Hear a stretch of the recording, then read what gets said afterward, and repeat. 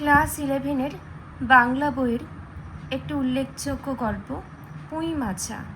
এই গল্পটি থেকে গুরুত্বপূর্ণ প্রশ্ন উত্তর নিয়ে চলে এসেছি। চলো প্রশ্ন উত্তরগুলি আমরা জেনে নিই। দেখো, বিষ্ণু সরকার বসেছিলেন, তালপাতার চাটাইয়ে বসেছিলেন। পরেরটি দেখো, তালপাতার চাটাইয়ে বিষ্ণু সরকারের বসার ভঙ্গি দেখে মনে হচ্ছিল তিনি রুটি করার জন্য ময়দা চটকাচ্ছেন। পরের প্রশ্ন, খেন্তির যে অসুখ করেছিল বসন্ত। পরবর্তী, খেন্তির বিয়েতে বরপণ বাকি ছিল 250 টাকা। পরবর্তী, একেবারে চামার, যার উদ্দেশ্যে কথা বলা হয়েছে খেন্তির শ্বশুর বাড়ির। নেক্সট, সহায় হরির হিসাব মতো খেন্তির শ্বশুর বাড়িতে পুজোর তত্ত্বে খরচ ছিল 30 টাকা।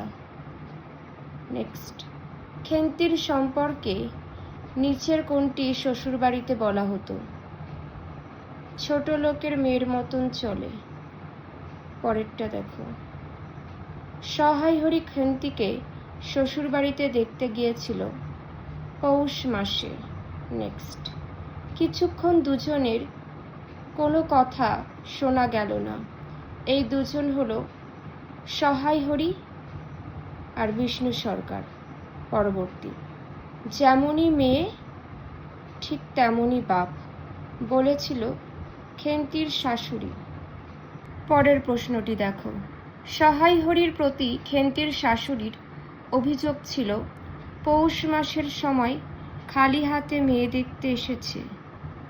নেক্সট, সহায় হরির কথা মতো যার নামে বাঘে গরুতে এক ঘাটে জল খেয়েছে? পরমেশ্বর চাটুর্যে। নেক্সট, পরমেশ্বর চাটুর্যের নামে বাঘে গরুতে এক ঘাটে জল খেত নীলকুঠির আমলে। পরেরটি দেখো, সহায় হরি শুদ্ধ স্বরে হা হা করিয়া খানিকটা শুষ্ক হাস্য করিলেন। এই হাসি যা বোঝানোর জন্য? আভিজাত্যের গৌরব।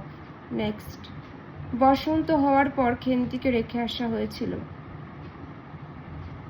টালায় সহায় হরির এক দূর সম্পর্কের বোনের বাড়িতে। পরবর্তী, বসন্ত আক্রান্ত খেন্তিকে দূর সম্পর্কের আত্মীয়র বাড়িতে রেখে আসার আগে তার শ্বশুর বাড়ির লোকেরা যা করেছিল, গয়নাগুলো গা থেকে খুলে নিয়েছিল। নেক্সট, অন্নপূর্ণা চালের গুঁড়োর গোলা তৈরি করছিল সরু চাকলি পিঠের জন্য। পরের প্রশ্ন, উনুনের পাশে বসে আগুন পোহাচ্ছিল পুঁটি ও রাধি। পরবর্তী, সরু চাকলি তৈরির সময় অন্নপূর্ণা গোলা ঢেলে চা দিয়ে চেপে ধরেছিলেন মুচি। পরেরটি দেখো, প্রথম পিঠে পুঁটি যাকে দিয়ে আসতে চেয়েছিল? দেখে নাও, সারা ষষ্ঠীকে। পরবর্তী, সারা গাছের ঝোপের মাথায় ছিল তেলাকুচো লতার থল। নেক্সট, পুঁটি ও রাধি খিড়কির দরজা খুলতেই ছুটে পালিয়েছিল একটা শিয়াল। পরবর্তী, পুঁটি পিঠে ছুঁড়ে ফেলেছিল সারা গাছের ঝোপের মাথায়।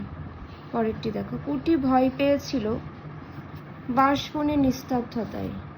পরবর্তী, পুঁটি পিঠে ফেলে এসেছিল সেখানে যেখানে থেকে আগের বছর তার মা লেবুর চারা তুলে এনেছিল।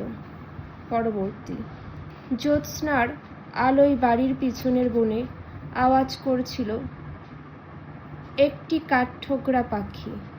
পরবর্তী, দুই বোনের খাওয়ার জন্য পুঁটি যা করছিল কলার পাতা চিরছিল। পরবর্তী, পুঁটি অন্যমনস্কভাবে হঠাৎ বলিয়া উঠিল, কি বলে উঠল দেখো? দিদি পিঠে খেতে খুব ভালোবাসত।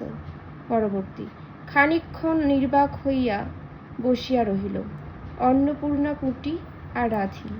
পরবর্তী অন্নপূর্ণা এবং তার দুই মেয়ের দৃষ্টি নিবদ্ধ হয়েছিল বাড়ির কোণের যেদিকে খেন্তির পোঁতা কুই গাছটি ছিল। আজ এতটুকুই। সবাই ভালো থেকো, মন দিয়ে পড়াশোনা করো।